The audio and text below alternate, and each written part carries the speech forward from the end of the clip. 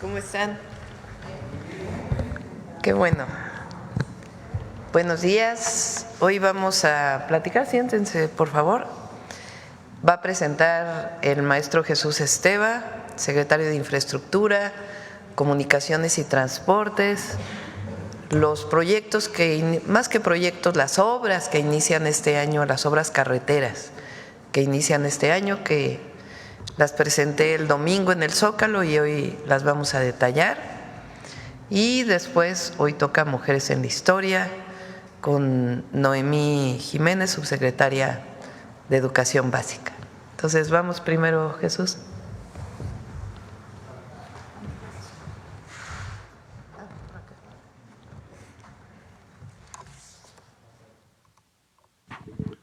Buenos días a todas y a todos. Con su permiso, señora presidenta. Pues a continuación informamos sobre las obras de infraestructura carretera que iniciamos en 2025. Adelante. Comienzo con una descripción de lo que es la red federal de carreteras. Adelante. En total tenemos 43.300 kilómetros de la red federal de carreteras libres de peaje. Adelante. 10.600 de la red federal de carreteras de cuota, adelante, que suman cerca de 54.000 kilómetros de la red federal, adelante.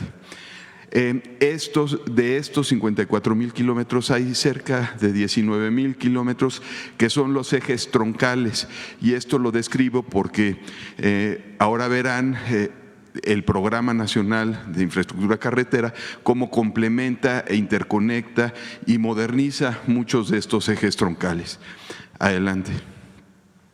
Comenzamos con las obras de continuidad que ya en una conferencia pasada mencioné, el puente Rizo de Oro y la Concordia, que se termina en octubre de 2025, es un tramo que conecta con la Concordia, Real del Monte Huasca, que termina ahora en febrero, el puente vehicular Nichupté en agosto y la San Ignacio Tayoltita el 30 de mayo de 2025. Todas estas son obras que inició el presidente López Obrador. Adelante.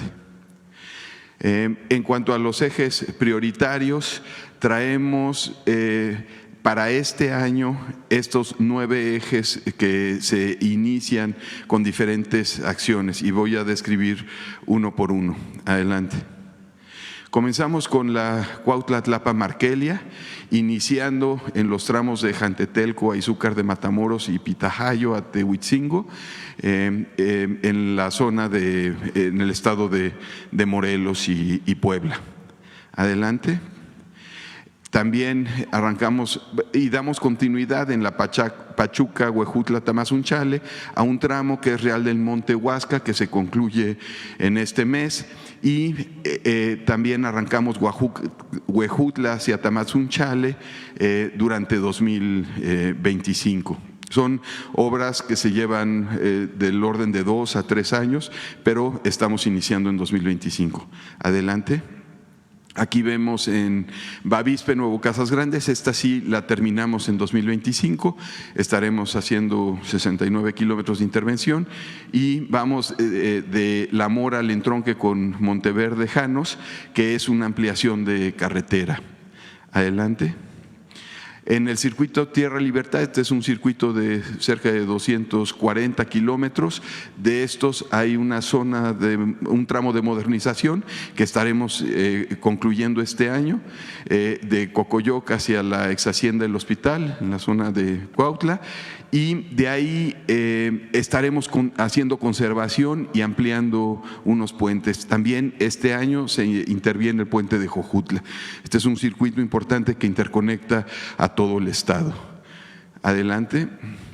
Tenemos la Toluca-Zihuatanejo, que estaremos interviniendo de Toluca a Tejupilco. Ya la defensa hizo un tramo los años anteriores. Ahora estaremos interconectando desde Toluca hasta Zihuatanejo y arrancando este año de Toluca a Tejupilco. Adelante. Tenemos la carretera de Salina Cruz hacia Zihuatanejo. Este año estaremos haciendo de Huatulca a Pochutla y ampliando una serie de puentes que hay a lo largo del tramo de Coajinicuilapan hacia Zihuatanejo. Adelante. En Tabasco y Campeche estaremos haciendo de Macuspana a Escárcega y estaremos arrancando en los dos extremos, en Macuspana y en Escárcega, para cerrar en los próximos años el tramo completo. Adelante. San Luis Potosí, Tamaulipas, este año solamente serán estudios y proyectos. Adelante. En Baja California también estudios y proyectos en lo que le llamamos el bypass de Tijuana-Ensenada. Adelante.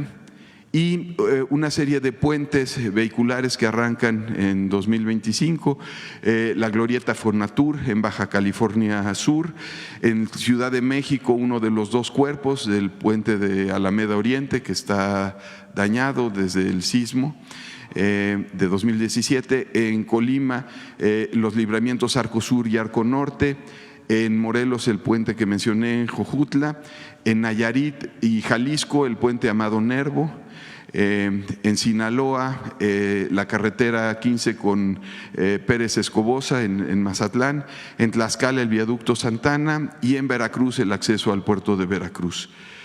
Todos estos puentes arrancan este año. La siguiente. Y bueno, algunas imágenes objetivo de algunos de los puentes. En total, la inversión para 2025, incluyendo inversión de Fonadi, son 35,000 millones de pesos.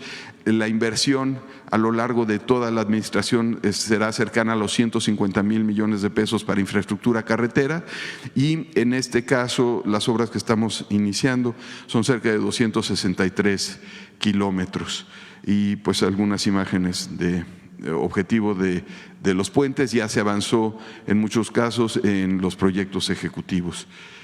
Y faltaron algunos, ¿no? Faltó la 57 de Coahuila. Pero esas son inversiones en conjunto con Fonadi. Empieza, sí. Así es, para desarrollar proyectos ejecutivos. También está la Saltillo Monclova.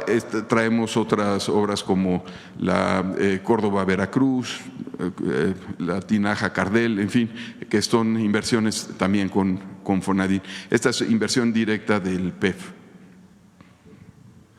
¿Y es cuánto? Listo. ¿Sobre el tema? A ver. Gracias, ¿qué tal? Muy buenos días a todos y a todas. Juan Hernández de Hierro Basta, Tabasco Hoy, Campeche Hoy y Quintana Roo de Grupo Cantón. Precisamente referente a este tema de lo que es pues la infraestructura carretera. ¿Qué elementos se tomaron en cuenta precisamente para hacer este desarrollo y darle prioridad a estas carreteras? ¿De cuántas mexicanos, sobre todo de zonas vulnerables, estamos hablando que se va a beneficiar?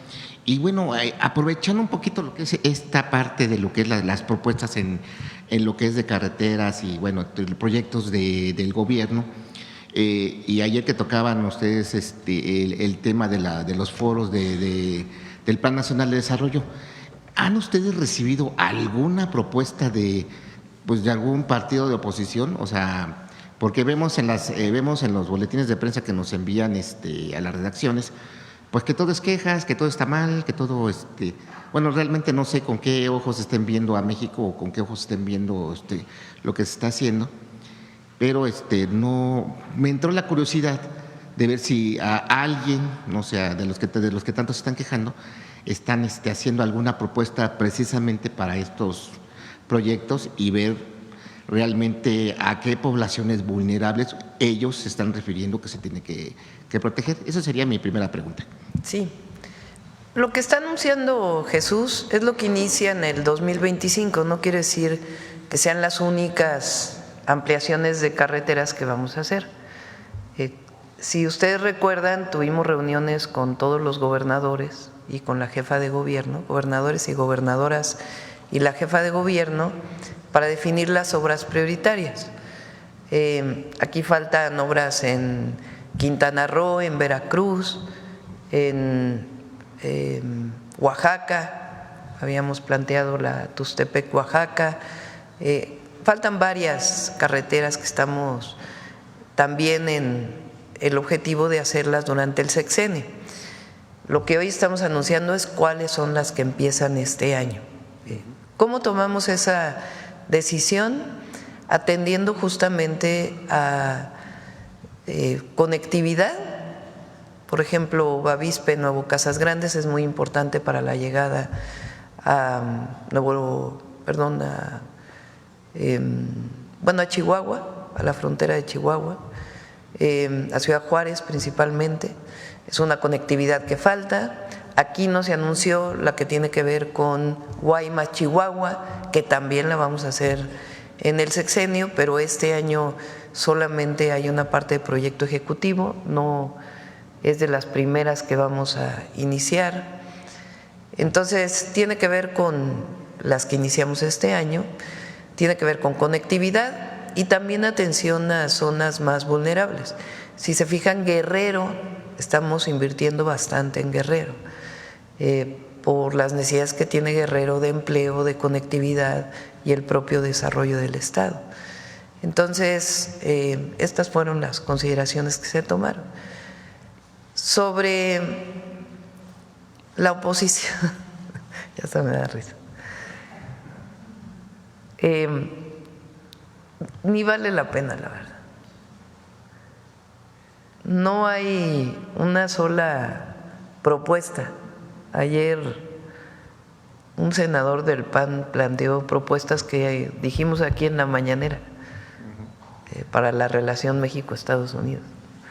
Entonces, en efecto, se dedican a criticar que si gobierna el presidente López Obrador, además de una manera muy misógina, la verdad, que por qué no, esa es una, ¿no? Y la otra, que por qué no tomo distancia con el presidente López Obrador, que por qué le sigo diciendo presidente, en fin, o que porque seguimos en la 4T o porque por qué no rompemos con la 4T, en pocas palabras.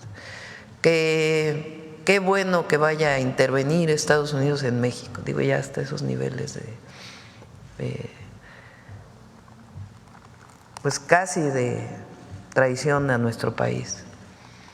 Entonces no hay ideas, no hay proyecto. Bueno, sí dijo el presidente del PAN hace unos días que ellos estaban en contra de los programas sociales. Ese es un buen planteamiento, ¿no? Porque siempre estuvieron en contra. Ahora ya lo dicen más abiertamente. Qué bueno para que el pueblo de México sepa que están en contra. Pero no hay una sola propuesta, ni de obras de infraestructura, ni de proyectos, ni de ideas. Por eso pues están como están, porque realmente no representan una alternativa a nuestro país. Solo para dejar en claro, porque luego de repente hay el pretexto de decir, es que no nos dejaron participar, es que no nos abren la puerta, es que quieren imponer, es un gobierno totalitario, impositivo, pero entonces sí ha habido la apertura para que ellos participen, bueno, para que todo el mundo participe. Bueno, nosotros, a ver, con los gobernadores y las gobernadoras, pues con todos nos reunimos y con todas nos reunimos. Con diputados y senadores, pues hay una representación de nuestro movimiento en el propio Congreso. Y hasta ahí, porque tampoco vemos para qué quieren reunirse, ¿no? ¿Cuál es la...? Por cierto, les comento que la Secretaría de Gobernación va a estar hoy con los ministros y ministras de la Corte. Llamó la presidenta de la Corte pues para algunos temas que quería tratar, le dije a la Secretaría de Gobernación que estaba bien, y sobre todo lo que nos interesa es el tema de los fideicomisos.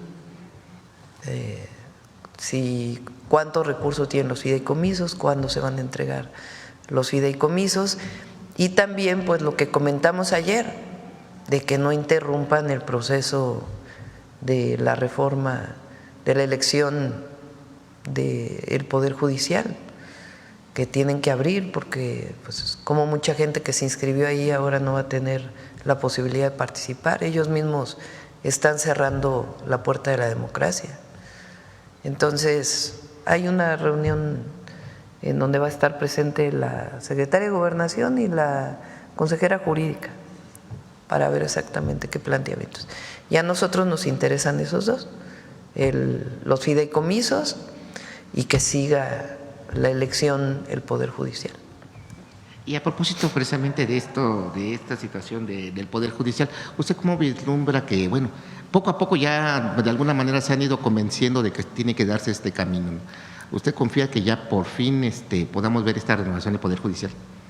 Bueno, ellos saben que se van en septiembre, a menos que participen en la elección y ganen en la elección. Hay ministras que tomaron la decisión de participar en la elección y pues tienen que ser elegidas por el pueblo para seguir en la Corte. Hay otros que ya decidieron irse. Entonces, ellos saben pues que se van en septiembre o en agosto. En agosto, el 1 de septiembre, entra ya la nueva Corte, jueces, magistrados, el Tribunal Electoral, todo lo que se va a elegir, el Tribunal Judicial.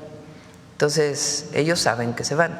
Lo importante, y bueno, además han estado resolviendo, porque como no tienen hoy los 8 votos, porque un ministro pues terminó su periodo y ya no tienen los 8 votos que pudieran llegar a tener, pues ya muchas de los amparos frente a leyes que se plantearon en el pasado por el presidente López Obrador, pues ya no tienen los votos para declararlo inconstitucional. Pero lo importante pues es que siga la elección, la parte que le corresponde al Poder Judicial para la elección de las personas que van a participar. Bien. En la mañana, no sé exactamente la hora, pero va a ser en la mañana. Bueno, y finalmente, de su agenda de fin de semana, ¿cómo va a estar? ¿Cómo va a trabajar esto? Bueno, estos días vamos a Guerrero y a Puebla. El día de hoy nos vamos a Acapulco. Vamos a tener una presentación hoy en la tarde del proyecto Acapulco. Se llama Acapulco se transforma contigo, tanto de la inversión pública que vamos a hacer en Acapulco como la inversión privada. Muchos empresarios ya tomaron la decisión de participar también para ayudar a la rehabilitación de Acapulco, la rehabilitación integral, aunque hay que decir que todavía quedan habitaciones por construir después del huracán Otis, principalmente, que fue dañado, pero de los que existen, de la cantidad de cuartos que existen ahora, que es alrededor, digamos, del 70% de lo que existía antes del Otis, 75%, tuvieron una ocupación en diciembre del 95%. O sea, Acapulco está contribuyendo pues todo mundo para poder levantar Acapulco, entonces tuvo una recepción muy importante. Entonces hoy en la tarde presentamos Acapulco se transforma contigo. Mañana tenemos la mañanera allá, la mañanera del pueblo en Acapulco. Ahí vamos a presentar los avances en seguridad en todo Guerrero y en Acapulco. Y también vamos a presentar un resumen de todo lo que fue la intervención del gobierno de México en el huracán Otis y en el huracán John, que ya nos tocó a nosotros, el resumen y el tema de seguridad. Y de ahí nos vamos a ir por la costa, a Costa Chica, y luego a la montaña de Guerrero, vamos, a un hospital que ya se terminó, el centro de Teletón, que ya no se pudo inaugurar y que vamos a ir a visitarlo. Vamos a Tlapa y luego bajamos hacia Izúcar de Matamoros, en Puebla, y ahí vamos a cerrar el domingo en Puebla y ya regresamos a la ciudad. Acá.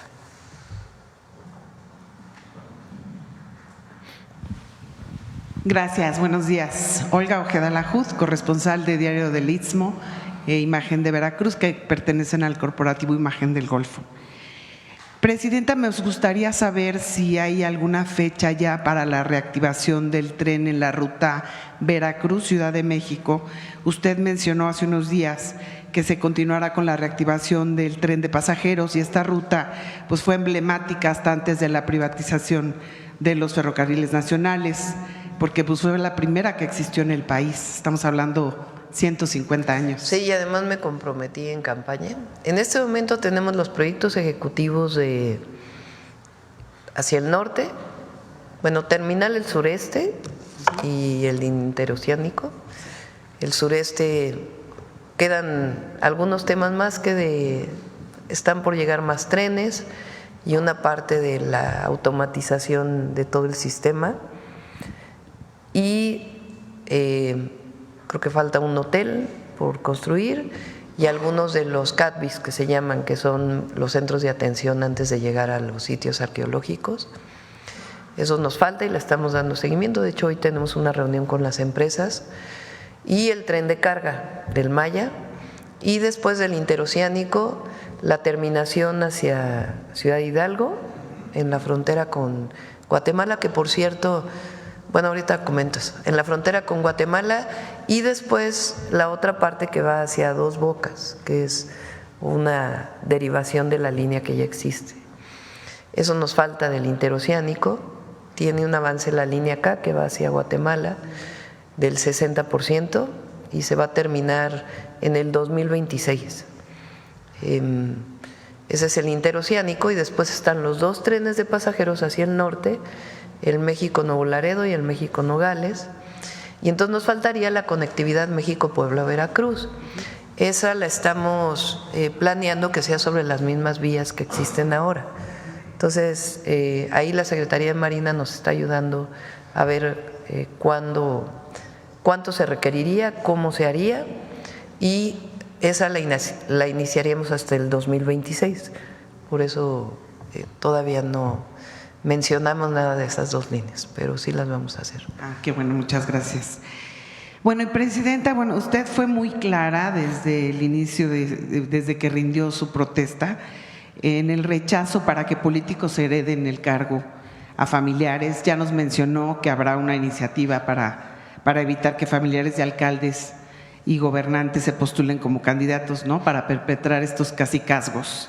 Sin embargo, a pesar del llamado que hizo en el proceso interno de Morena para la designación de candidaturas para las elecciones de este año, hemos detectado, en una revisión, cuando menos a 8 personas registradas que son hijos, hermanos o esposas de alcaldes o funcionarios federales que se están postulando para las encuestas.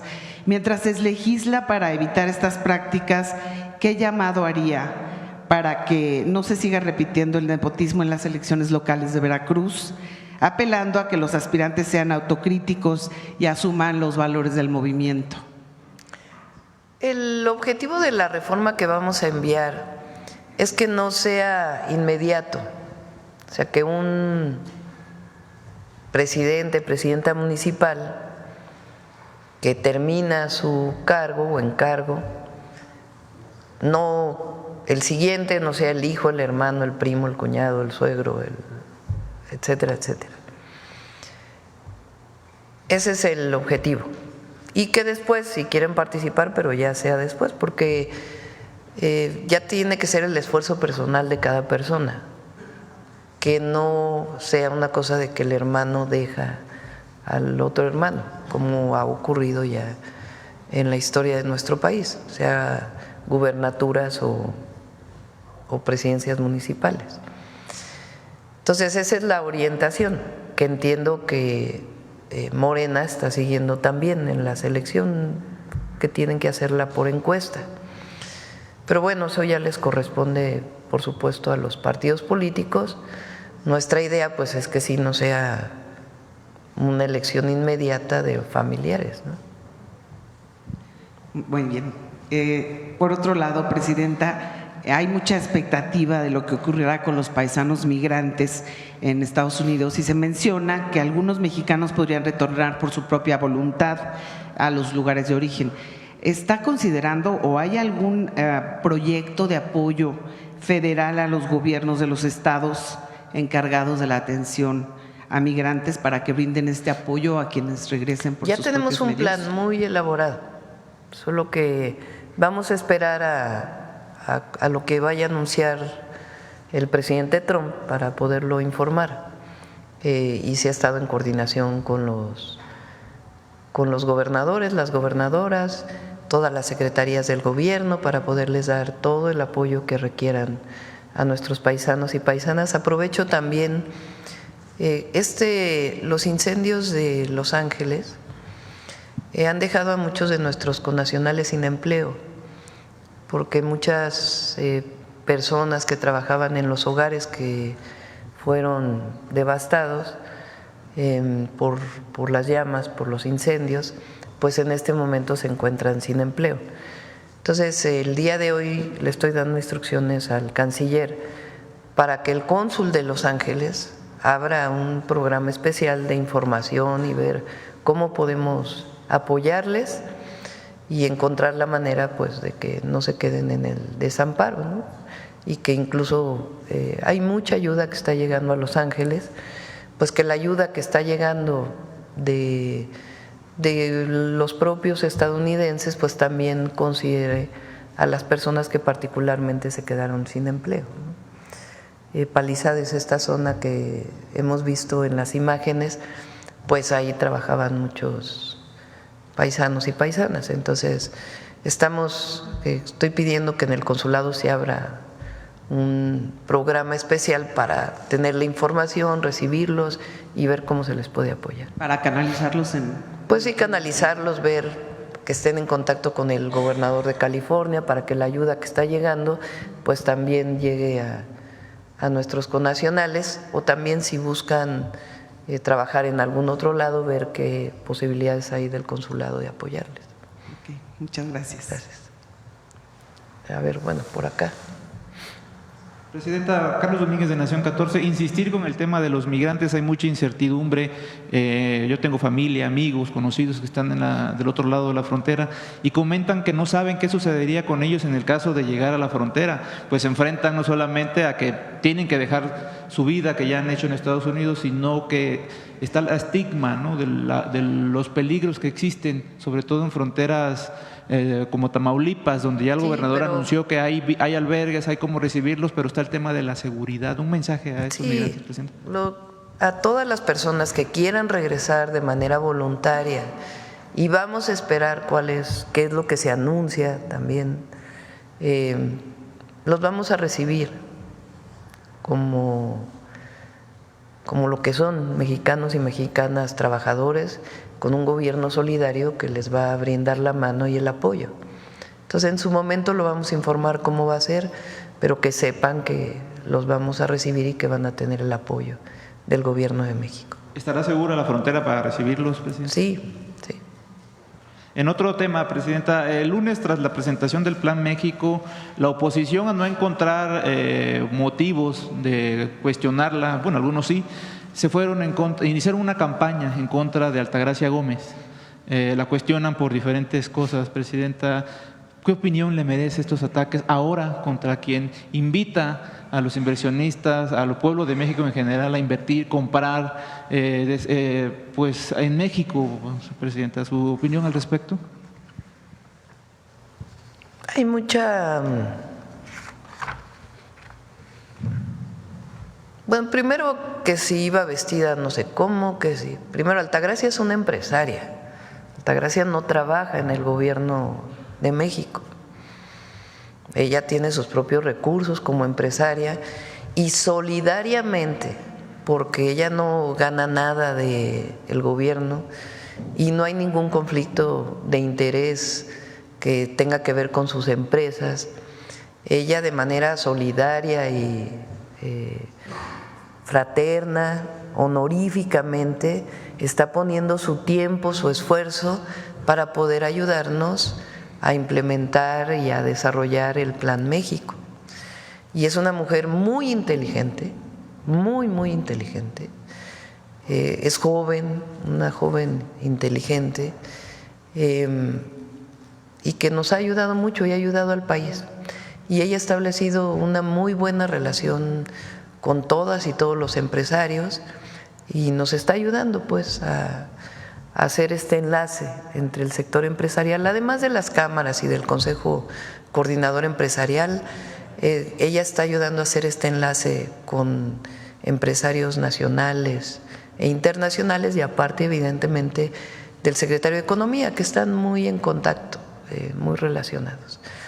Entonces, primero agradecerle a Altagracia Gómez el esfuerzo que está haciendo y poniendo todo su esfuerzo, su inteligencia y su conocimiento para poder poner el Plan México a funcionar. Segundo, ella no gana nada del gobierno, es un puesto honorífico, entonces no es servidora pública y ella pues tiene sus recursos de sus propias empresas, que son empresas por demás que muchas de ellas cotizan. Y el cuarto es mucha cobardía, ¿no? Mucha odio, misoginia, insidia, misoginia, pero por lo mismo se queda ahí en esa red, en la red de X. Y además, montón de bots. Ayer levantaron uno que decía México, ¿qué? Azota la violencia o no sé qué. Como por 3 horas. Y todos los mismos bots, los mismos troles, los mismos de una o de otra organización, es lo mismo. Entonces se queda ahí, en un circulito muy pequeño de odio y de… Entonces, mejor que en vez de tanto odio, tanta encono, pues que se pongan ellos también a trabajar.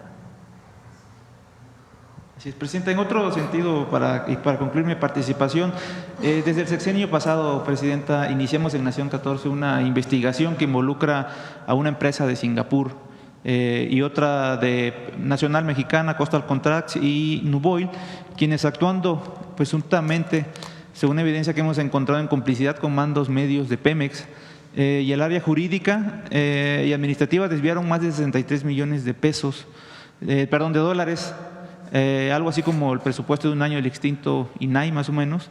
Este caso no fue correctamente atendido por el área jurídica de la paraestatal, quienes le provocaron a Pemex una contingencia de doble pago. Pese a esto, las empresas volvieron a recibir licitaciones por más de 2.500 millones de dólares. Pese a esto y continuando con las investigaciones, también descubrimos que departamentos anticorrupción de Singapur y Estados Unidos ya investigan este caso, pues las empresas afectadas por este tipo de esquemas tienen acreedores en Estados Unidos. De hecho, en Singapur este tema ya es un escándalo y aquí todavía no ha pasado absolutamente nada. Hasta ahora traté de hacerle llegar este tema al director de Pemex, pero me encontré con un funcionario público que me dio la impresión de que estaba actuando en protección a estas empresas. Me cerró completamente la puerta. Este funcionario es el el coordinador de comunicación de Pemex, Jorge Zarco, quien en sus perfiles descubrimos también que de redes sociales descubrimos que presume de la cercanía con estas empresas involucradas en esta trama contra la paraestatal, pese a que le mencioné que la intención era hacerle del conocimiento al director del caso y su opinión también, ¿no? Por lo que le solicito, Presidenta, si es de su interés conocer más a detalle este caso, nos pudiera decir con quién, quizás Luz Helena González, secretaria de Energía, o alguien de su gabinete. Pues con la secretaria Anticorrupción, pues que presenten la denuncia. Pues no, sí, las contingencias ya están, las denuncias ya están puestas. Hay una contingencia en contra de Pemex por este caso, nada más es como antes de que llegue más arriba, pues que se tomen cartas, porque hay un esquema detectado que detectamos al interior de Pemex, que siguen haciendo estos fraudes en contra de la paraestatal sin que se pueda hacer nada, porque lo hacen muy bien, Presidente. ¿Pero dónde está la denuncia? En Pemex es una denuncia. Por eso, pero ya presentaron la denuncia en la Fiscalía, en ya están la Secretaría de Corrupción. Sí, todos se lo podemos, están. Bueno, pues que se investigue. Y puedes entregar obviamente la información. Ok, presidente. Y el tema es que acabar con estos esquemas, pues al parecer, como lo hemos visto… Por eso, si hay una denuncia en la Fiscalía, pues que investigue la Fiscalía. Si hay una denuncia en la Secretaría Anticorrupción, pues que investigue la Secretaría Anticorrupción. Estarían utilizando empresas como fachada, presidenta, para desviar recursos que van a dar a empresas de astilleros en China. Por eso que se presente la denuncia. Nosotros no vamos a cubrir a nadie ni nada, pero pues tiene que haber pruebas y tienen que investigar las instancias correspondientes. Sí, ya están investigando. ¿Podemos entregarle la información a Lucelena? Sí, por supuesto. ¿Y qué consecuencias deberían enfrentar los funcionarios públicos que obstaculizan este tipo de… Pues hay que investigar. Es que en el caso de denuncias de este tipo, pues uno tiene que las instancias correspondientes hagan su investigación y que actúen, porque le corresponde a estas instancias pues hacer esta investigación y con gusto recibimos la información y se la pasamos también directo a la Secretaría Anticorrupción para que haga la investigación. Ok, se la pasamos a Lucelena y que ella le entregue un informe, presidente. A la Secretaría Anticorrupción. Ok. Y aquí la puedes entregar también. Le agradezco, presidenta. Gracias. Sí. Gracias, Óscar Zamudio, para Sagacín del Estado de Hidalgo. Presidenta, en relación a la carretera Pachuca-Huejutla, que fue iniciada en la administración de Andrés Manuel López Obrador y ha sido reconocida por su administración como uno de los proyectos prioritarios para Hidalgo. Esta obra ha recibido más de 5,000 millones de pesos en inversión y es un proyecto que, además de conectar, buscaría entonces impulsar la economía local, el turismo, y traducirse entonces en mejores oportunidades para las personas que habitan alrededor.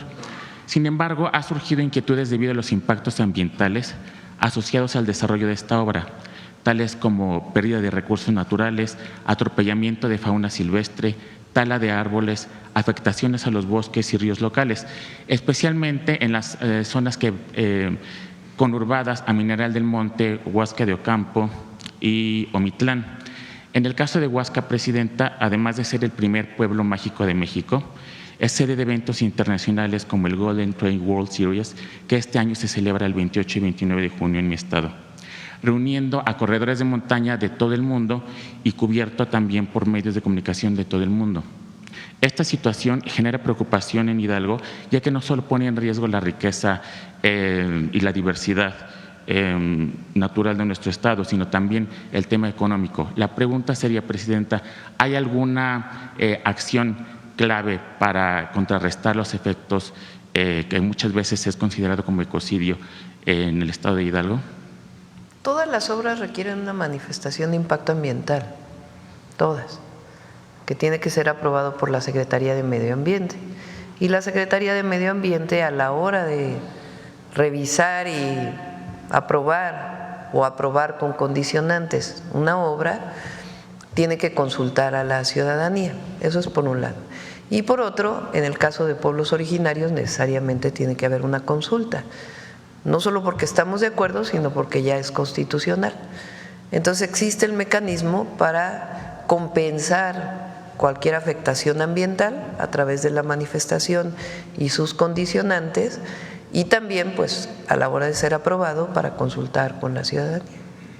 En el caso de la obra que anunciaron que está por terminarse del tramo Mineral del Monte, Huasca, también entonces ya estarían realizados ese impacto ambiental. Sí, algunas ya estará el impacto ambiental y en otras pues hay que presentarlo. En otro asunto, presidente, el día de hoy usted se reúne con presidentes y presidentas municipales de todo el país. ¿Qué es lo que México debería de esperar como resultado de esta reunión, o cuáles principalmente los temas que se pretenderían acordar con todos ellos? Lo hemos mencionado, son 4 temas que vamos a tratar. El primero tiene que ver con, creo que nunca ha habido una reunión de una presidenta con todos los presidentes municipales, eso es bueno, porque ahí, y vienen los gobernadores también, entonces es esta coordinación de la que estamos hablando, que es indispensable. Y ahí vamos a plantear que el presupuesto del Fondo para la Infraestructura Social, el FAIS o el FAIS, este año tiene una parte que está directamente orientada a obras de infraestructura social en pueblos y comunidades originarias y afrodescendientes o afromexicanas. ¿Cómo se va a hacer? Con asambleas en cada una de las comunidades. Y es importante que los presidentes municipales lo sepan y los gobernadores lo sepan. Ese es lo primero, y ahí además estamos firmando convenios para fortalecer lo que viene en la propia ley del presupuesto de egresos de la Federación. Lo segundo es que queremos juntar recursos, por más pequeños que sean, de municipios, estados y federación, para obras relacionadas con abastecimiento de agua potable o saneamiento. Eso significaría hacer programas maestros por municipio o por región, y queremos que haya participación de todos y que todos estén de acuerdo. Ese es el segundo. El tercero tiene que ver con la atención a las causas a través de dos mecanismos: uno, el Sí al Desarme, Sí a la Paz, los programas de atención a las causas que hacemos, de visita a los municipios, y los senderos de paz que queremos construir en todo el país, y que a decisión de las presidentas y presidentes municipales conozcan cómo estamos pensando estos senderos de paz en todo el país. Son esencialmente esos 4 puntos que vamos a tratar con las y los presidentes municipales. Gracias, presidenta. Y para finalizar, su opinión y su postura en relación al cese de fuego en Gaza. Qué bueno, qué bueno. Muchas gracias. A ver acá, luego vamos al… Buenos días, presidenta. Mara Rivera, de Enfoque Noticias. Yo quisiera preguntarle sobre esta declaración que hace el próximo secretario de Estado de Estados Unidos, Marco Rubio, de que quiere cooperación con México antes que una acción militar. Sin embargo, pues al igual que la próxima fiscal de ese país, pues ante congresistas o en foros, hace declaraciones contrarias en el sentido de que pues deben ser declarados los cárteles de las drogas mexicanos en terroristas. Entonces, ¿cómo está viendo usted esta lectura? ¿Qué va a hacer el gobierno al respecto? Pues yo tomo la declaración de Marco Rubio en el sentido, él en esta declaración, en esta entrevista que tiene para su ratificación en el Senado, dice 2 cosas muy importantes, que es lo que nosotros hemos estado planteando. Uno, que él privilegia desde el Departamento de Estado la coordinación con el Gobierno de México.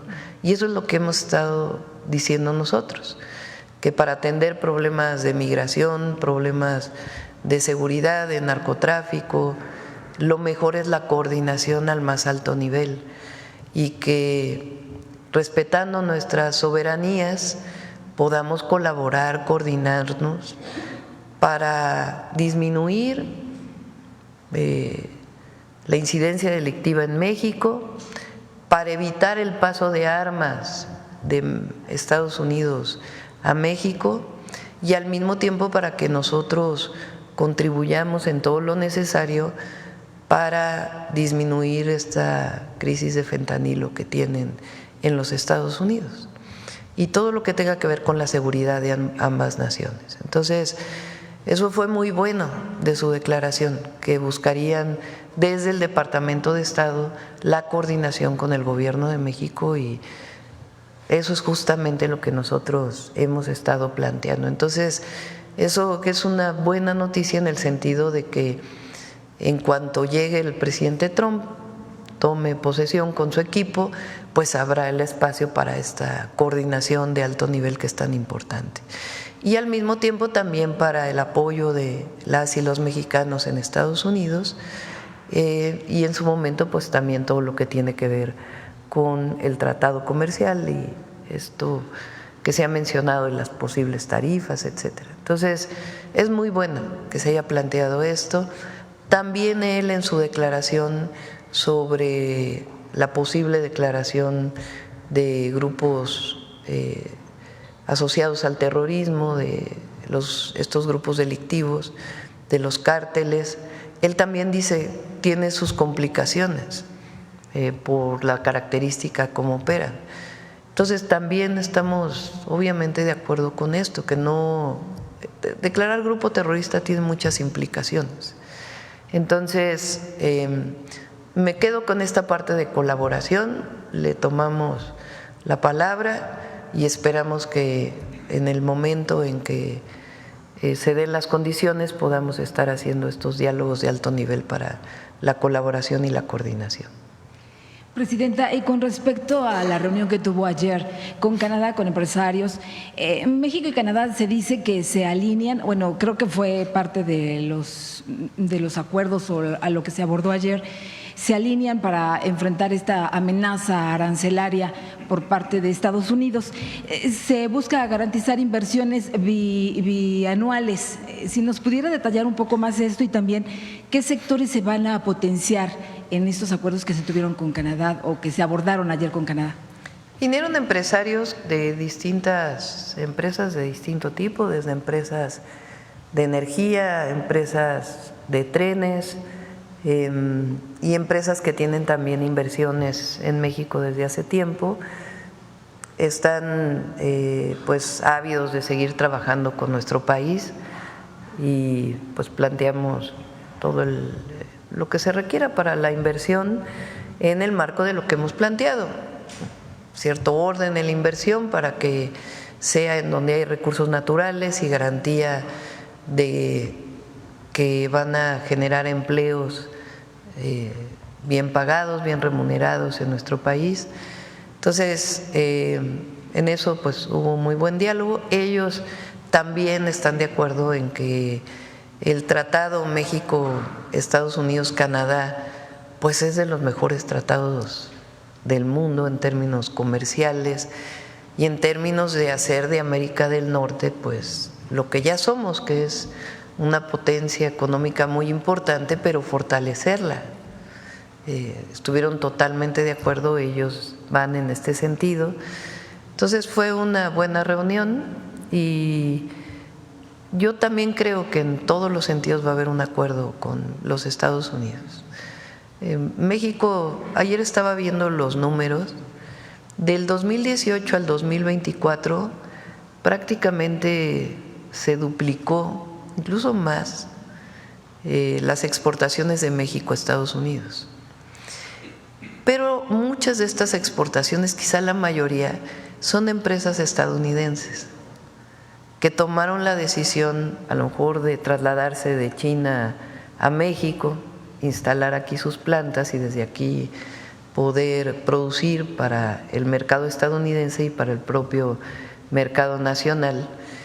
Entonces son empresas estadounidenses que confían en México y que además pues quieren que el tratado comercial continúe. Entonces pues eso lo sabe el gobierno de Estados Unidos, el gobierno entrante de Estados Unidos. Entonces por eso sabemos o tenemos la confianza y somos positivos en ese sentido de que vamos a llegar a un acuerdo y de que entre nuestras economías no competimos, sino que nos complementamos para poder competir con otras regiones del mundo. También le preguntaba esto porque al final en el último año ha caído la inversión fija bruta, más de 4%. Quiere decir que las empresas no están invirtiendo en maquinaria, en fierros, que es lo que finalmente cuentan las industrias. El último trimestre no tuvo, digamos, el mismo crecimiento, pero el 2024 es mayor la inversión extranjera directa que en el 2023, que ya era importante. Entonces sigue el impulso de nuestro país y el deseo de invertir en México. Bueno, y la última, Presidenta, en cuanto a esta resolución o determinación del Tribunal Electoral del Poder Judicial de la Federación, que no pueden votar los migrantes en el extranjero, bueno, pues argumentan para renovar el Poder Judicial porque no hay condiciones, porque no se garantizarían muchas cosas. ¿Alguna opinión respecto a esto? Y también este presupuesto que está por autorizarse o no al INE en el Congreso de 1.500 millones de pesos. Esto entonces sí podría garantizar los estándares de calidad que se exigen en una elección de este tipo y bueno, la primera además en su tipo. En la reunión que tuvimos con las y los consejeros, yo lo que les planteé es que hicieran un ejercicio de por qué se requiere más recurso y que informaran no solo a la presidenta, sino al pueblo de México en qué se gastan los 7,000 millones de pesos que están planteados para la elección. Y si requieren más, pues supongo que es para poner más casillas, porque fueron 172,000 casillas en el 2024 y ahora están planteando cerca de 72,000 casillas para el 2025. Entonces, si hay más recursos que están pidiendo, pues supongo que es para poner más casillas. Pero no hemos recibido ninguna comunicación del Instituto Nacional Electoral. No la hemos recibido. Y además ellos, pues que la hagan pública. ¿Para qué se requieren tantos recursos? Ahora, lo único que está disponible en este momento, porque no es que haya cajones de recursos en la Federación, como ustedes saben, además, pues disminuimos el déficit este año e hicimos un esfuerzo muy importante para disminuir la operación del gobierno sin afectar, o la administración del gobierno sin afectar la operación, y no se disminuyó en las áreas sustantivas. Entonces, lo único que hay disponible hoy son los 800 millones de pesos de uno de los fideicomisos de la Corte. Es lo único que está disponible, los otros en este momento tienen algunos amparos. Y además, entre otras cosas, para eso va la Secretaría de Gobernación pues a este llamado que pidió la Corte de tener un diálogo. Entonces, hasta ahora es lo único que hay disponible y desde mi punto de vista, pues tienen que decirle al pueblo de México por qué se requiere más recurso. ¿Por qué los 7,000 millones de pesos no son suficientes? Y si es más recurso, ¿en qué se destinaría? Yo eso se los dije el día que vinieron. Entonces, esta idea de que piden 1.500 millones, pues no sé de dónde y por qué. Entonces, yo creo que la gente que nos escucha, ustedes, están de acuerdo en que tienen que informar el INE de en qué se destina ese recurso. Porque 7,000 millones de pesos es mucho dinero, mucho dinero. Entonces hay estados que no tienen ni siquiera eso para inversión en su estado. Adelante. Capacitación, incluso el aumento de las casillas a 86,000.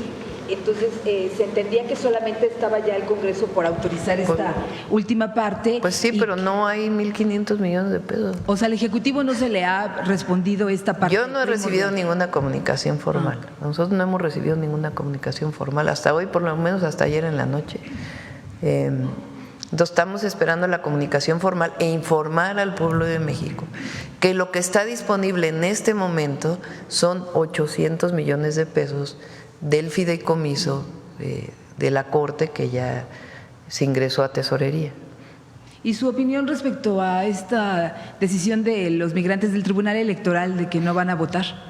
Pues deberían verse las condiciones para que pudieran votar. Entiendo que sobre todo el tema del tiempo es lo que están argumentando el INE de por qué no se podría votar. Pero bueno, habría que buscar las condiciones para que se votara. Acá. Gracias. Buenos días, Presidenta. Hans Salazar, de Noticiero en Redes. preguntarle a propósito de este cambio de gobierno que ya es próximo en unos días en Estados Unidos y que incluso ya aquí se ha comentado, el tema de la declaración de Marco Rubio, el próximo secretario de Estado por parte del país vecino. También hay una narrativa en los medios de comunicación, principalmente los que siempre han atacado a la Cuarta Transformación, desde el propio gobierno del presidente, en su momento el presidente López Obrador, acusándolo con estas narrativas, así como lo hicieron varios medios, incluso internacionales, contra el presidente, acusándolo en temas de narcotráfico, que por cierto nunca jamás se ha comprobado absolutamente nada. ¿Por qué lo cito y por qué lo estoy comentando en este momento y en esta coyuntura? Porque algunos columnistas, me llama mucho la atención de todo esto, han estado difundiendo, siempre es en una circunstancia de mis fuentes me dijeron, fuentes cercanas, por ejemplo, en este caso al secretario de Estado, etcétera, pues es la especulación absoluta, total, así tal cual como cuando Anabel Hernández dice, yo ahora sí voy a mostrar la grabación, y eso ya lo ha repetido n número de veces y apenas lo volvió a decir, y que es una andanada muy claramente, y que incluso algunos periodistas críticos a este tipo de narrativas lo dicen, incluso los acusan como prácticamente gente periodistas que traen la vocería de ciertos actores que son no solo opositores, sino incluso con una ferviente odio a la Cuarta Transformación, al presidente. Entonces, en esta coyuntura, por ejemplo, hace un par de días se presentó una columna, pero es que no es solo la columna, repito, es toda una lógica de narrativa, diciendo que ahora con la llegada de Donald Trump, incluso se exploraría por parte del nuevo gobierno irse contra el presidente, bueno, el expresidente López Obrador por el tema de narcotráfico jamás pues sustentado, comprobado, etcétera.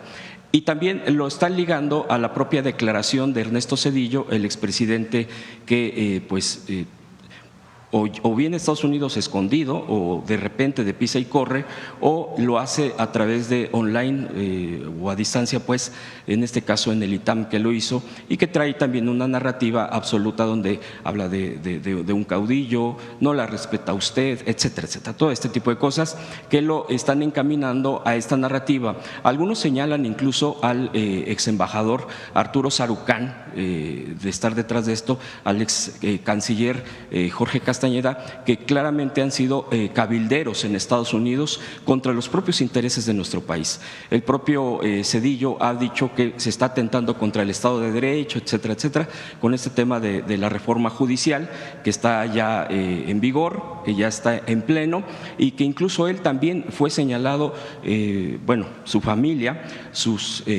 concretamente sus cuñados y su suegro, de vínculos con el narcotráfico, con un cartel. Entonces, eso obviamente no es nuevo, eso ya se dijo, incluso se fue contra un general que lo había señalado directamente, un general del ejército, Gutiérrez Rebollo, y después se arremetió contra él. En fin, hay toda una narrativa, una historia, una comprobación, pero esa oposición no habla absolutamente nada de eso, incluso dicen que lo están usando como parte de esto, digo, es algo que evidentemente no les ha funcionado en absoluto, pero ¿qué opina usted de todo esto que se está diciendo contra el expresidente López Obrador, contra esta, quizá hasta como si lo pidieran al nuevo gobierno, algunos incluso dicen sería la tabla de salvación para la oposición, porque la oposición absolutamente pues no tiene ningún tipo, eso sí lo digo yo, de inteligencia? Entonces, ¿qué opina usted al respecto? ¿Cómo se le dice a aquel o aquella que pide la intervención de otro país? Traidor a la patria. Imagínense el nivel, tan como Miramón en el siglo XIX, yendo a buscar un emperador que venga a gobernar a México. Como no tienen ellos ni la fuerza, ni la inteligencia, ni los argumentos, ni las pruebas, ni recurren a pedir que otros intervengan en México. Entonces,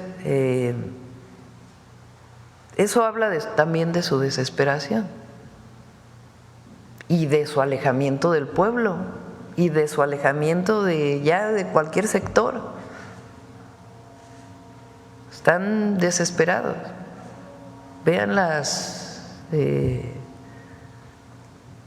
los escritos ahí en las redes del Junior, o sea, es así sin argumentos, llenos de odio, de enojo, Entonces, México está muy fuerte. O sea, la solidez de México es enorme. No solo somos una potencia cultural, no solamente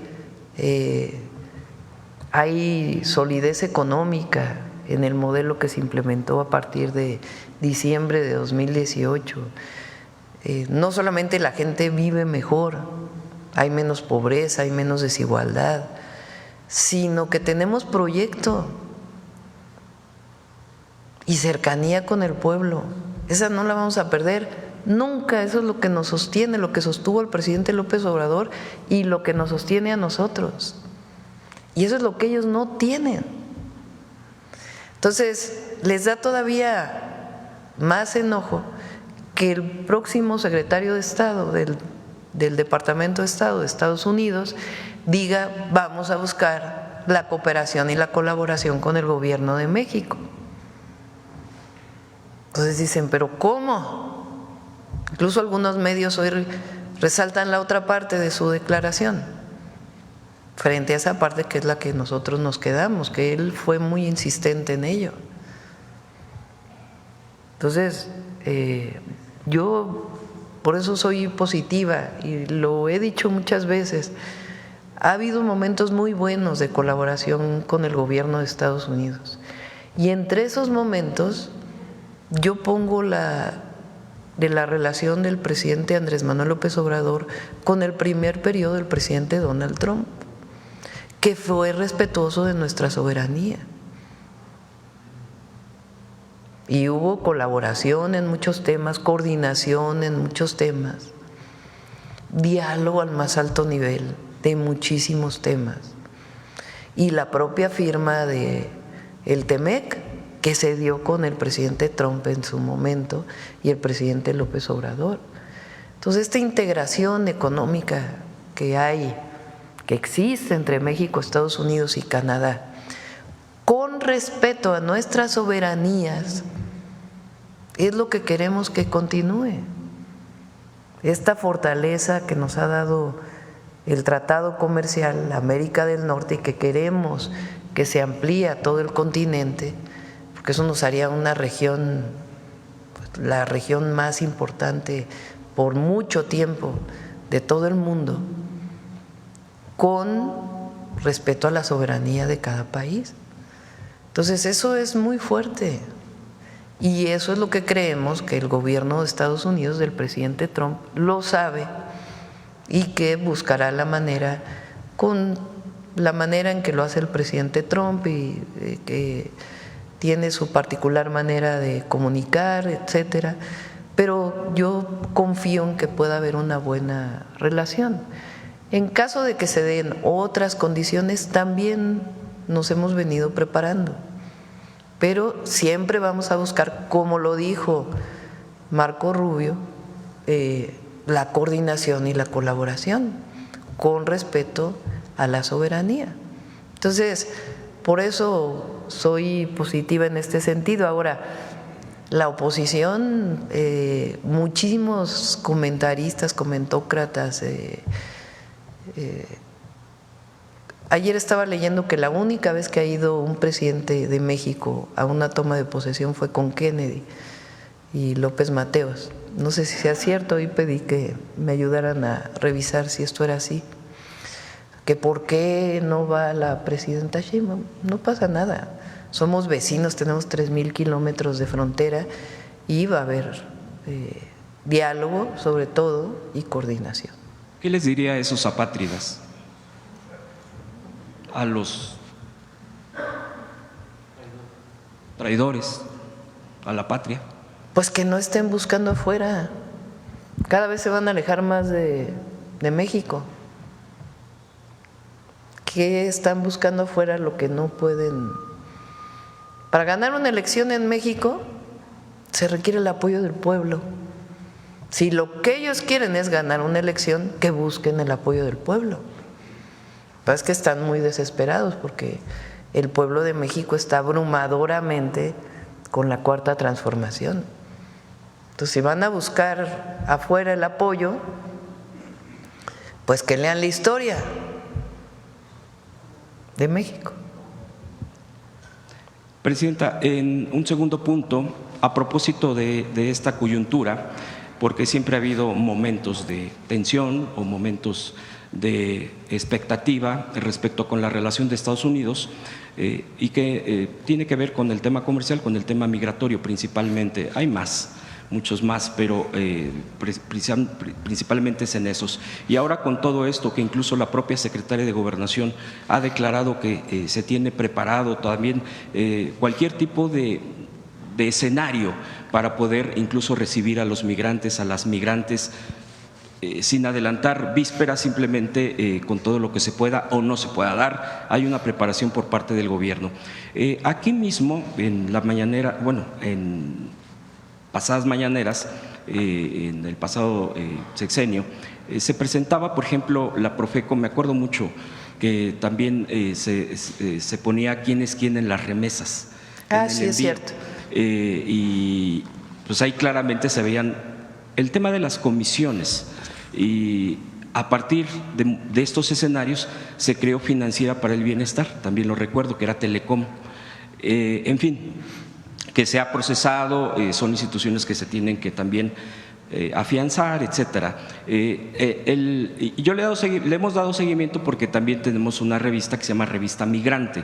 Entonces hemos trabajado varios aspectos, más ahora porque los migrantes también tienen una conexión con nuestro país, más con las mañaneras. Las mañaneras del pueblo son las que están viendo, escuchando, luego nos platican. Estamos trabajando en alguna casa, en un restaurante, y sí, estamos escuchando, dice, como radio, pues a través de las plataformas. Entonces, a partir de todo ello, hay difusión aquí de varios temas migrantes, de varias circunstancias. Aquí ya se han planteado varios aspectos, por ejemplo, la defensa. Y concretamente mi pregunta sería, el año pasado yo revisaba que se había presentado por parte de Financiera para el Bienestar, que ahora se ocupa también de ver el envío de remesas, y a propósito de verdaderos pues empresarios, vamos a dejarlo nada más, o gente que se ha dedicado a abusar incluso del envío de las remesas. Sabemos perfectamente mucho hacia dónde, cómo, y se les ha exprimido muchas veces de estas comisiones, pero bueno, es parte del libre mercado. ¿No sería importante volver a regresar a este tipo de presentación de información y de la propia institución, porque pertenece al gobierno? Financiera para el Bienestar fue creada precisamente también para ese fin del envío.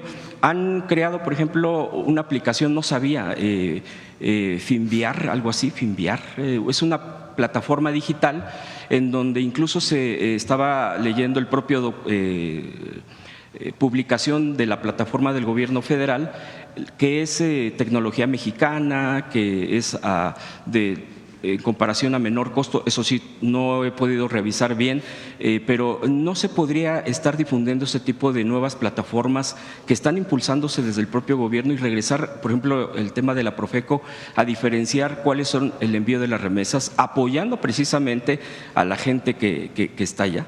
Sí, tienes razón. Profeco va a recuperar ya lo de las remesas. De hecho, fue una plática que tuvimos con Iván, que se recupere. Y el lunes presentamos de nuevo Financiera para el Bienestar, para el envío de remesas, y también lo del Seguro Social, que en algún momento también se presentó para todos nuestros paisanos y paisanas. Lo vamos a presentar el lunes. Vienen Zoe y Rocío, entre otros temas que vamos a presentar. Y además, pues, lo que ya dijimos, ¿no?, de tener preparado cualquier cosa que pueda ocurrir frente a regreso voluntario o deportaciones, todo lo que ya hemos estado planteando. Entonces, a nuestros paisanos y paisanas, pues todo siempre nuestra solidaridad, apoyo, todo lo que requieran y esta información indispensable para que sepan cuál es la mejor forma de enviar su dinero a sus familias para que les cobren menos comisiones y que también el tipo de cambio pues sea más cercano a lo que existe. Y por último, Presidenta, en el tema de la reforma judicial y la elección que ya viene en próximos meses, que todas estas cosas que se han estado ya ventilando, los recursos, etcétera, pero también está el que la lectura que yo tengo, por ejemplo, es prácticamente no solo de boicot, sino de ir poniendo elementos quizá hasta para echar abajo circunstancias legalmente en camino a la propia elección. Desde dentro del propio Poder Judicial, que tiene también, además de los otros poderes que ya se ha explicado, el ingreso de los aspirantes, las solicitudes y todo esto, y que también lo pararon y han estado, lo bloquearon, porque el tema de las evaluaciones de los filtros, como si renunciaran a decir, bueno, el Poder Judicial no le va a entrar a esto. Hay algunos legisladores de la Cuarta Transformación de Morena concretamente que han comentado, está ya publicado en algunos medios, que incluso estarían pidiendo juicio político contra quienes están haciendo este tipo de bloqueos, de acciones que no están beneficiando a lo que se ha cambiado en el Poder Judicial. ¿Usted qué opina al respecto? ¿Usted qué postura tiene? Pues si ya se van, ¿para qué? Okay. Se van en agosto. Si no lo hicimos antes, que no le veo yo sentido a ello, es también caer en alguna provocación. Hoy, imagínense, muchas de las amparos que eran contra leyes que había aprobado el presidente López Obrador, ahorita ya no las pueden declarar inconstitucionales porque no tienen los votos. Entonces, nuestra opinión, pero es decisión del Poder Judicial, es que no deberían parar su propia comisión, porque le están negando a quienes se inscribieron en el Poder Judicial y no se inscribieron en los otros dos poderes para poder ser evaluados, pues la posibilidad de participar. Pero depende de ellos.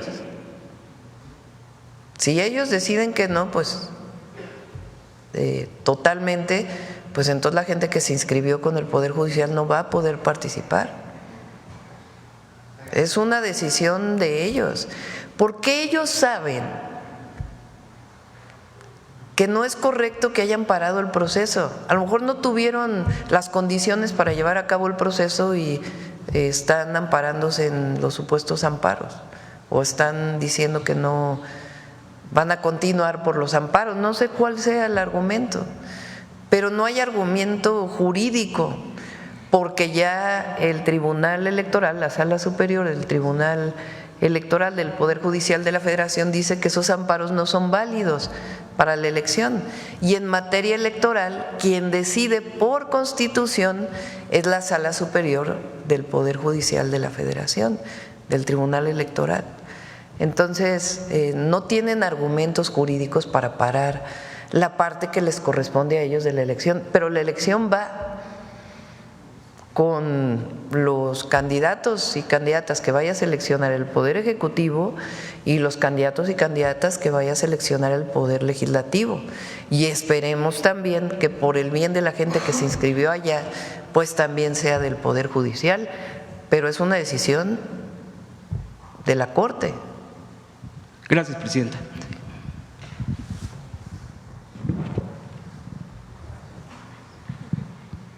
Buenos días, Presidenta. Shaila Rosagel, corresponsal de Grupo Gili, El Imparcial de Sonora, La Crónica de Mexicali y Frontera de Tijuana. Buenos días.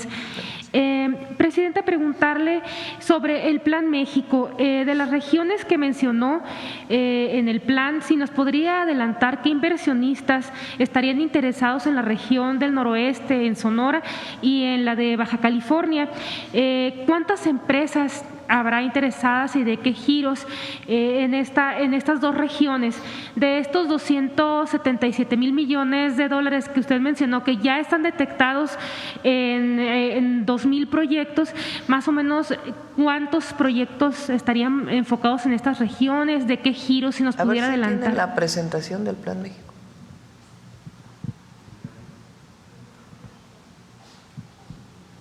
La que presentamos ese día en la antropología.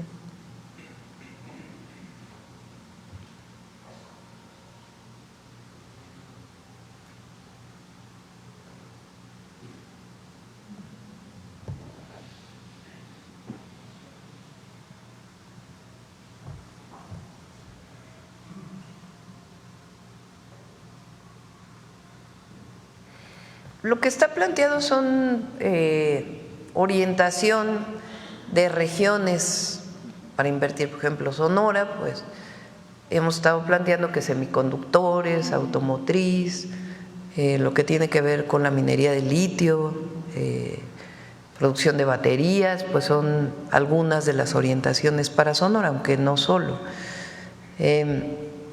Y así tenemos para cada región. Las inversiones específicas, el portafolio de inversiones, no lo tenemos aquí en este momento, se lo pedimos a Marcelo para que lo pueda informar, que venga un día para ver cuáles son estas inversiones. Si van hacia el final, pásenme la…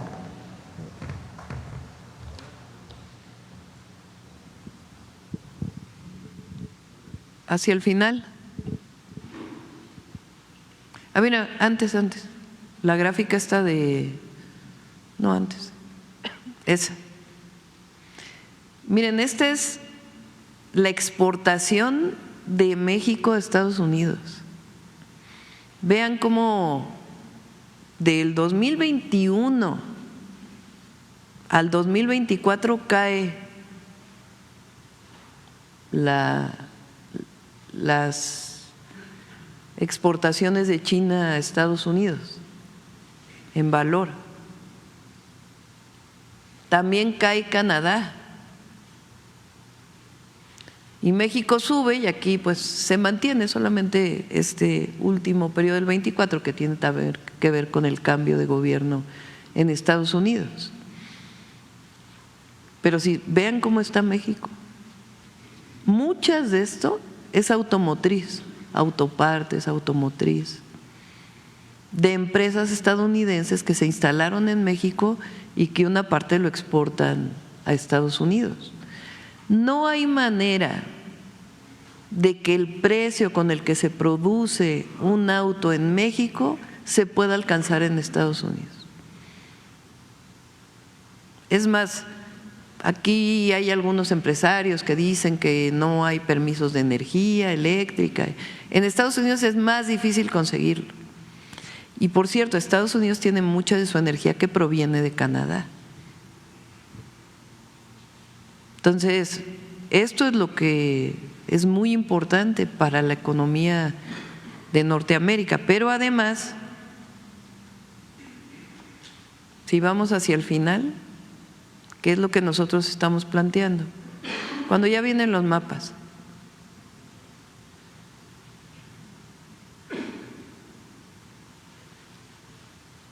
Bueno, este es 100 parques industriales que ya tienen ubicación, ya sabemos cuáles son, en dónde están, dónde se quieren instalar y qué tipo de empresas serían. Y si vamos a la que sigue, por ejemplo, en este caso, en esta parte de… no vienen los estados, ¿verdad? Bueno, esta parte del norte, en el caso de Chihuahua, Coahuila, Nuevo León, Tamaulipas, uno de los, y obviamente el Bajío, pues uno de los sectores que puede seguir creciendo es textil y zapatos.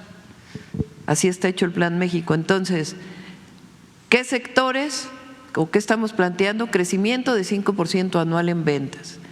de 37% a 50% contenido nacional en producto terminado con proveeduría de pequeñas y medianas empresas. Aumentar en 30% el uso de fibras recicladas para la parte ambiental también. Anuncio de apoyo industrial nacional con aranceles y eliminación de importación temporal de producto terminado. Compras públicas de proveedores nacionales. Recuperación de 20,000 fuentes de empleo a industria textil y zapatos, Guanajuato, Domex, Jalisco, Coahuila, Hidalgo, Chihuahua, los estados en donde debería estar. La que sigue. Es decir, no solo es que la industria textil esté en estos estados. Farmacéutica y dispositivos médicos. Atraer 2,000 millones de dólares de inversión anual en investigación clínica, que ya hay muchas personas que se han acercado, sobre todo al secretario de Salud, que además es un investigador reconocido nacional e internacionalmente.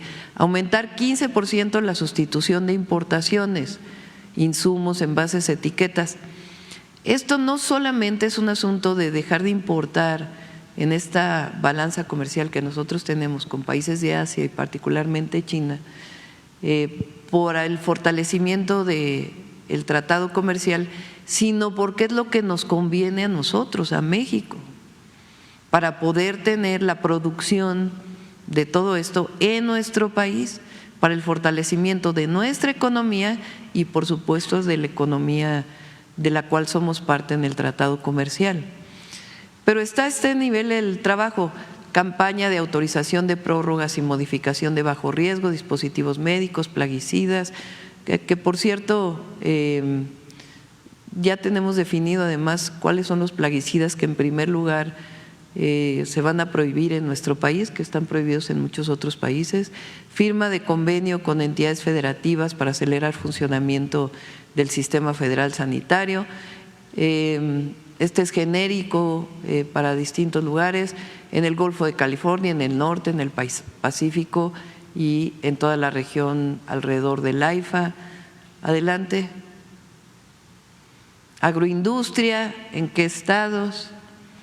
Entonces, el plan tiene esto y a esto se está asociando mucho del portafolio de inversión que ya se tiene. Entonces, a partir de, ahora regrésense al principio, ahí en donde está el plan de trabajo.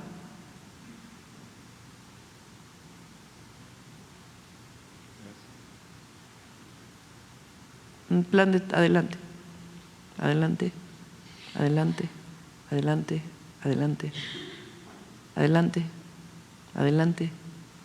Entonces tenemos un plan de trabajo de aquí a abril, además del trabajo que se está haciendo de inversión pública, porque la inversión pública sigue, aquí no está escrita.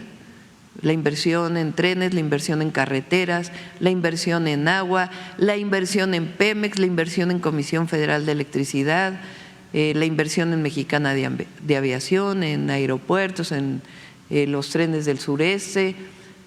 9 de enero, el 13, el 15, del 6 al 15 de enero, el 17 de enero se va a publicar el decreto de relocalización como parte del Plan México.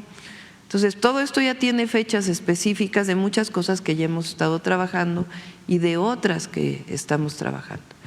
Ya, digamos, la inversión exacta, como lo planteamos el otro día, de Amazon en Querétaro y otras empresas, lo vamos a ir anunciando poco a poco. Estas inversiones o posibles inversiones de empresas, sus giros, ¿cuándo podrían presentarlo en el norte del país? Lo vamos a ir presentando poco a poco y particularmente para Sonora pues también. Muchas gracias, Presidenta. En una segunda pregunta, Presidenta, desde el 24 de noviembre, Estados Unidos cerró la frontera al ganado de México al detectar el gusano barrenador. ¿Cuánto tiempo se espera que se prolongue esta medida? Ya se abrió, sí, ya se abrió la frontera. Hubo una muy buena, fíjense, ese es un buen ejemplo, hubo una muy buena comunicación del secretario de Agricultura y Desarrollo Rural, de Julio Verdegué, con su contraparte en Estados Unidos, obviamente del gobierno de Biden en este momento, Desde antes, por esta plaga que venía o esta enfermedad que se podía transmitir al ganado, plaga más bien. Entonces se hicieron filtros sanitarios, se detectó a tiempo que iba a entrar o que estaba por entrar un ganado que venía ya infectado y se cerró por un tiempo la frontera, pero continuó la colaboración y se abrió. Presidenta, ya por último, ¿cuándo se va a decidir la ubicación donde se va a construir el autolínea? Son varias ubicaciones. Una de ellas, el objetivo es que esté en Sonora, justamente, porque lo que estamos buscando es un nicho, o sea, de producir en un nicho de auto compacto, que sea más barato de lo que hoy se venden los autos compactos comerciales. Entonces, si se fabrica en un lugar y desde ahí se transporta, pues aumenta el precio del producto, ¿no? Porque le tienes que poner pues la parte que tiene que ver con el transporte. Entonces, el objetivo es que no solamente es innovación en el propio vehículo, sino en cómo se fabrica. Entonces, queremos varias armadoras más pequeñas, no son las grandes armadoras con robots y demás que se están planteando, sino armadoras más pequeñas que tengan tecnología, evidentemente, que permita que lo podamos fabricar en distintos lugares y que el costo del transporte pues no sea tan alto, porque si vas a vender en Yucatán y lo fabricas en Sonora, pues el costo de transporte se hace una parte importante del costo del vehículo. Es decir… ¿Perdón? También estará Olinía. Ya vamos a definir, todavía están en el trabajo los investigadores para saber dónde, pero Sonora sí tiene, lo habíamos planteado, pues porque es justamente los nichos que estamos buscando. ¿Y sería en Hermosillo? Bueno, ya el lugar ya lo veríamos con el gobernador. ¿Y sí se fabricaría, o sea, todo el auto, o sea, todo el ensamblaje al principio, ahí? El objetivo, por ejemplo, en este momento la fabricación de las baterías completas no se hace en México. Entonces, el objetivo es que vaya aumentando el contenido nacional, iniciar con un alto contenido nacional, aquello que en 2 años no se pueda fabricar aquí, pues se puede importar, pero con un plan de trabajo para que todo eso se vaya sustituyendo para que sea 100% fabricado con productos nacionales. En esta armadora que se instalaría en Sonora, ¿se fabricaría un solo modelo de los 3 o se fabricarían los 3 modelos? Ya si quieren volvemos a invitar a Roberto para que les pueda platicar. Bueno, Presidenta, muchas gracias. Gracias. Bueno, en la última la vamos a tomar. A ver, vamos por acá.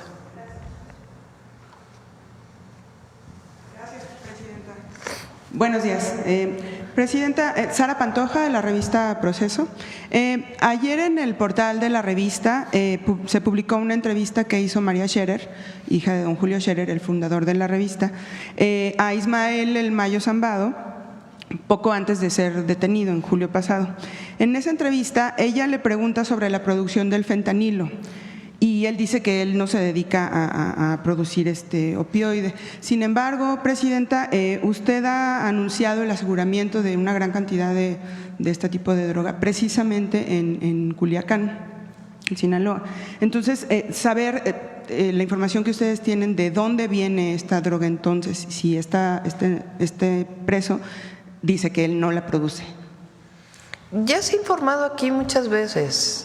Y se sigue investigando, porque esto es un tema que no puede terminarse la investigación en un momento y después ya decir, se sigue con la investigación.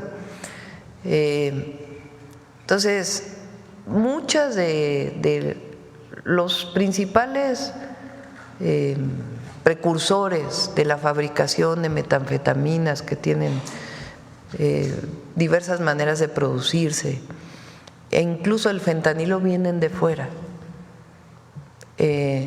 Incluso mucho o la gran mayoría del fentanilo como tal viene de fuera.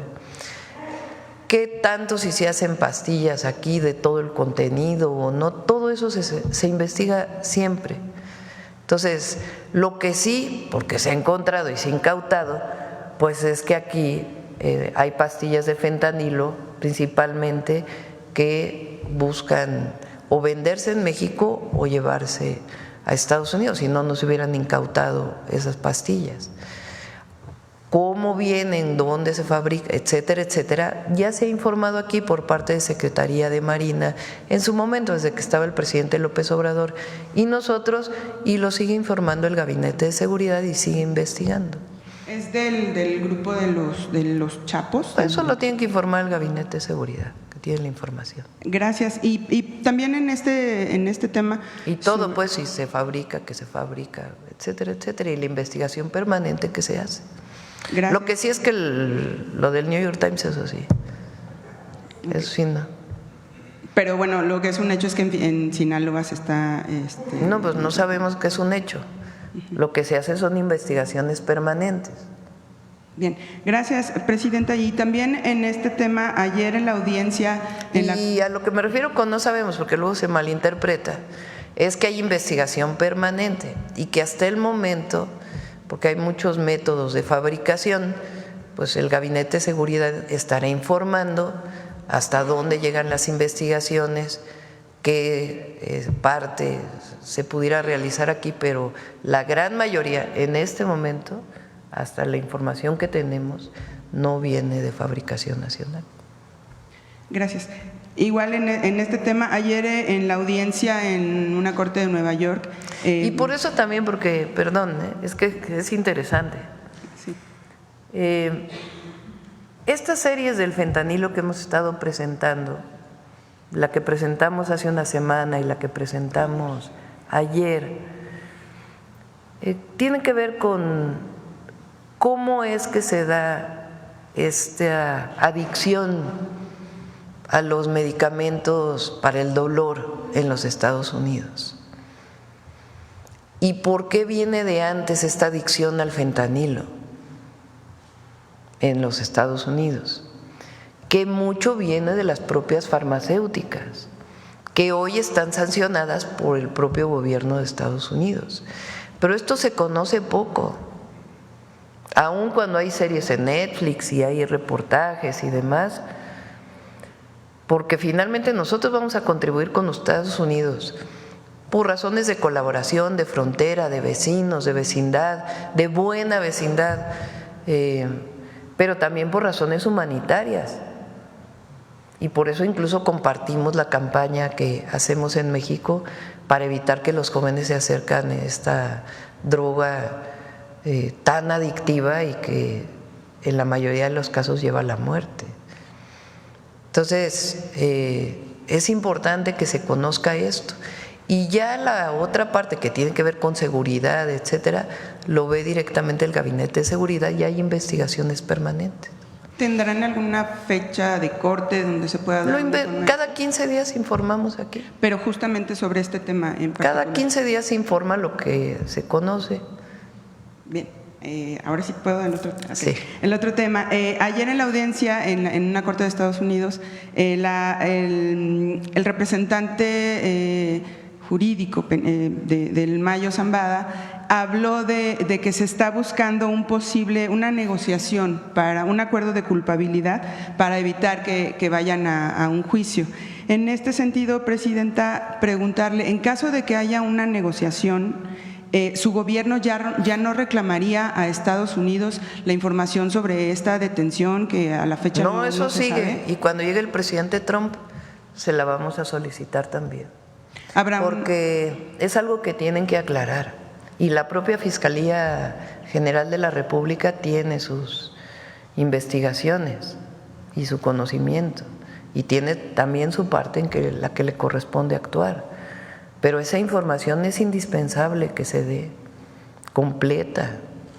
¿Cuál fue la participación de las agencias? ¿Qué agencias en esta detención? ¿Cómo es que se dio? Todo esto es indispensable conocerlo. Porque en este caso no se dio la información completa por parte del gobierno del presidente Biden.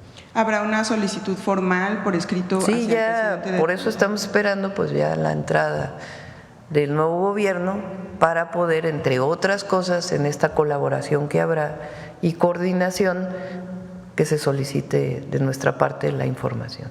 Y saber, Presidenta, ¿cuál es la opinión de su gobierno sobre esta intención del abogado del Mayo Zambada de llegar a una negociación?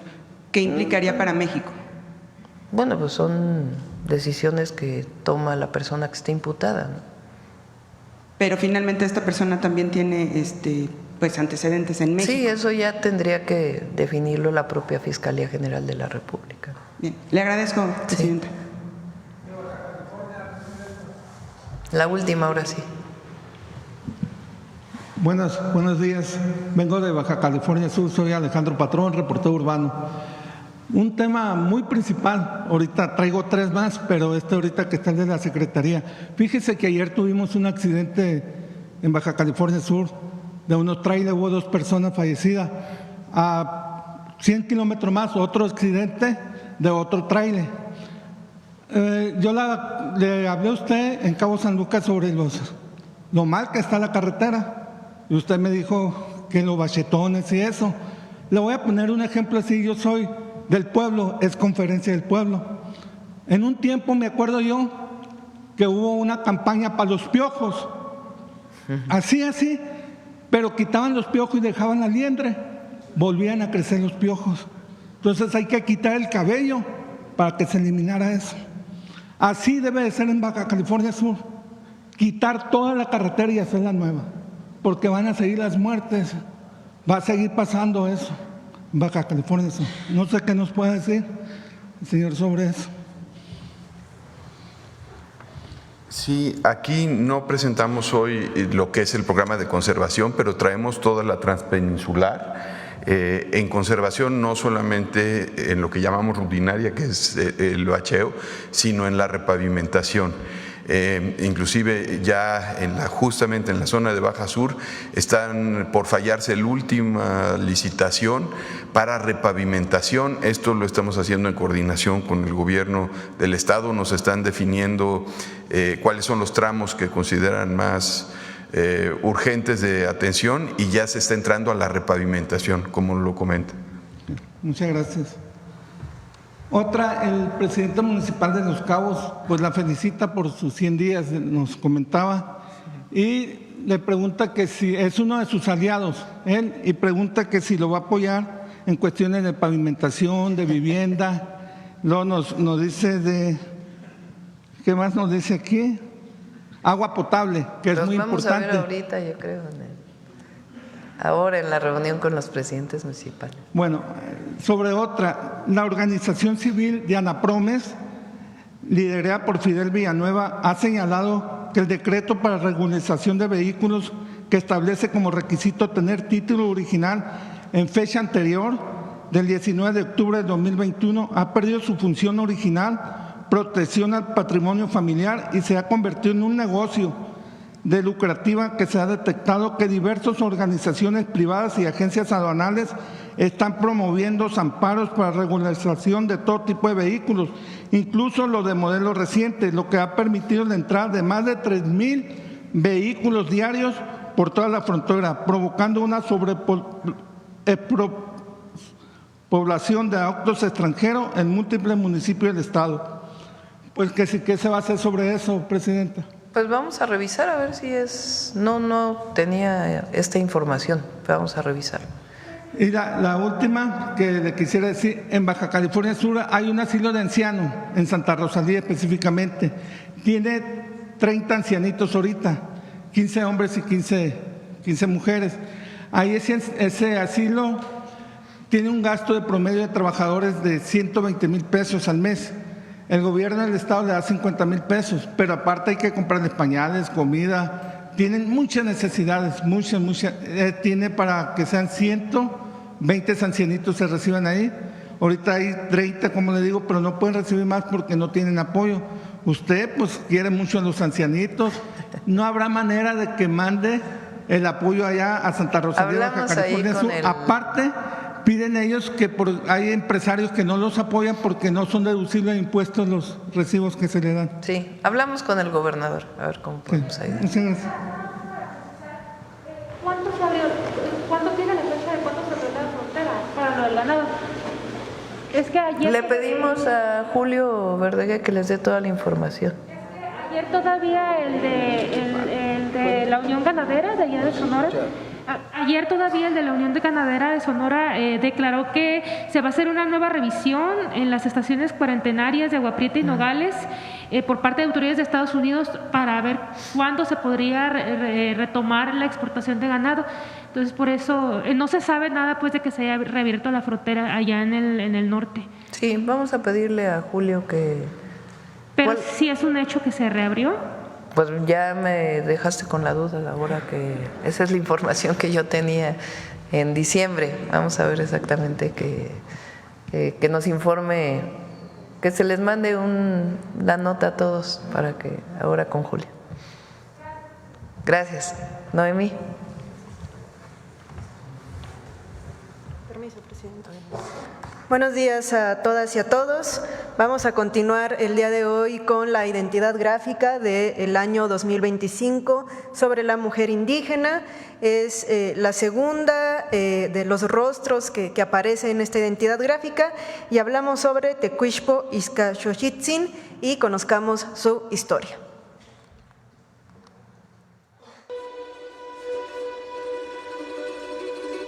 Tecuixpo Ixcaxochitzin era una niña de 10 años cuando los españoles llegaron a Tenochtitlan.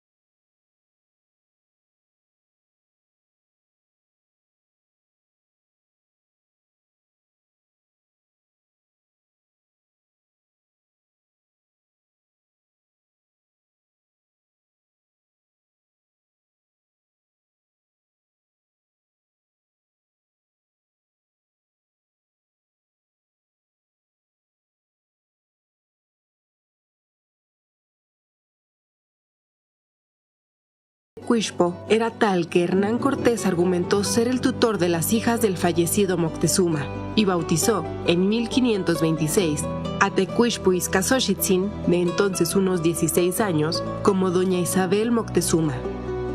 Ese mismo año, Hernán Cortés le otorgó la encomienda perpetua de Tacuba, la más grande del Valle de México. Alrededor de 1,240 casas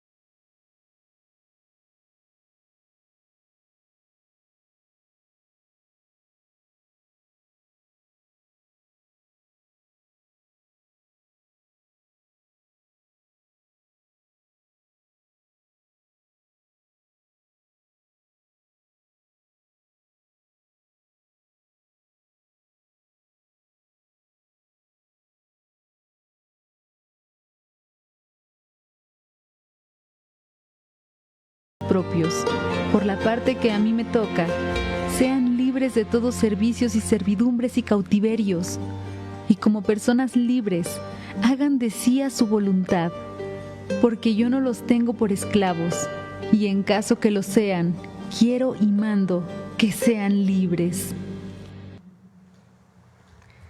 Tecuixpo Ixcaxochitzin, Flor Blanca, flor del señor Moctezuma, fue una mujer ciguapili, mexica, que nació en las casas principales de Tenochtitlan. Su vida es ejemplo de las muchas formas en las que mujeres enfrentaron el proceso de conquista. Sobrevivió a la guerra, vivió bajo la tutela de los conquistadores españoles y se concentró en una mujer, y se convirtió en una mujer de gran prestigio que supo aprovechar su posición para mantener su importancia política como heredera del último Hueytlatlani mexica. Al final de su vida, consciente de las injusticias de la que eran sometidos los pueblos indígenas, concedió la emancipación, tal vez uno de los primeros casos de emancipación, como pudimos escuchar. Gran parte de las imágenes, la mayoría, están en el Códice Florentino y solamente en el Códice de Coscatzin es el registro gráfico que está de ella. De Tecuixpo tenemos nombre, tenemos su historia, pero en esta sección nos gusta también hablar en colectivo, nos gusta hablar de todas aquellas mujeres de las que también no hay algún registro en nombre propio, y es por ello que recupero de este autor anónimo de Tlatelolco, del relato de la conquista, que escrito en 1528, este pequeño fragmento dice, hablando acerca de Tlatelolco, hacia la caída: fue cuando también lucharon y batallaron las mujeres de Tlatelolco, lanzando sus dardos. Dieron golpes a los invasores, llevaban puestas insignias de guerra, las tenían puestas. Sus faldilles llevaban arremangados, los alzaron para arriba de sus piernas para poder perseguir a los enemigos. Entonces, así como en los códices están estas representaciones gráficas, en los relatos también nos hablan de aquellas cientos de mujeres que se incorporaron en la defensa y en la resistencia de nuestros pueblos indígenas. Excelente día. Gracias, Noemí. Gracias a todos. Nos vemos mañana en Acapulco.